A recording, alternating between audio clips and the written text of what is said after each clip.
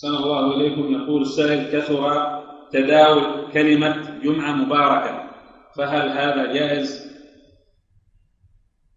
ما عرفنا هذا عن السلف، لم نعرف هذا عن السلف. نعم.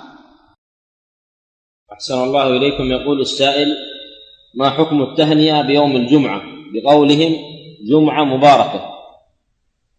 هذا أولا ما أثر، ليس مأثورا لا عن الرسول ولا عن السلف،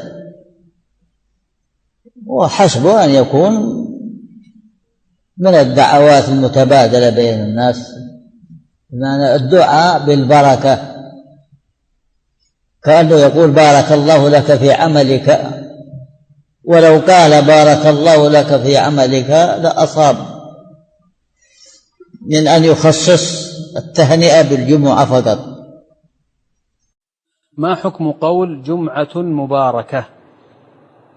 ما لها أصل، يبثون في الجوال يوم الجمعة جمعة مباركة، هي يوم مبارك بلا شك، وأن الله خصنا به وقد أضل عنه اليهود والنصارى، لكن التهنئة به كل جمعة ما أعلم له أصلا.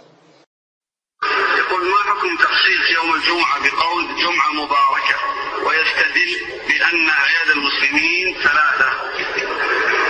فلا نعلم يعني شيء يدل على هذا القول، ولا شك أن المسلمين يوم الجمعة هو عيد الأسبوع، وقد جاء في صحيح البخاري عن عثمان رضي الله عنه أنه خطب الناس يوم عيد وكان يوم الجمعة فقال: اجتمع لكم في يومكم هذا عيدان، اجتمع لكم في يومكم هذا عيدان، يعني عيد السنة وعيد الأسبوع، عيد السنة وعيد الأسبوع.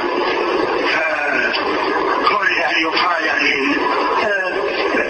بالنسبة للعيد يعني يتكرر، يأتي قليل، وأما الجمعة تتكرر باستمرار، وكذلك الصلوات تتكرر باستمرار، فالدعاء فيها جمعة مباركة ما أعلم له أصل. وأما بالنسبة للعيد كان جاء عن يعني عن أحد التابعين أنه قال: كان أصحاب رسول الله صلى الله عليه وسلم إذا تلاقوا يوم العيد يقول بعضهم لبعض: تقبل الله منا ومنكم، وهذا أثر صحيح. رسالة أخرى وصلت من سائل يقول: ما حكم قول المسلم للمسلم جمعة مباركة في كل جمعة برسائل الجوال أو في المنتديات؟ هذا لا أصل له وهو بدعة، فلا يجوز التهنئة بيوم الجمعة، هذا لم يرد فيه شيء وليس من عمل السلف، وهو مبتدع.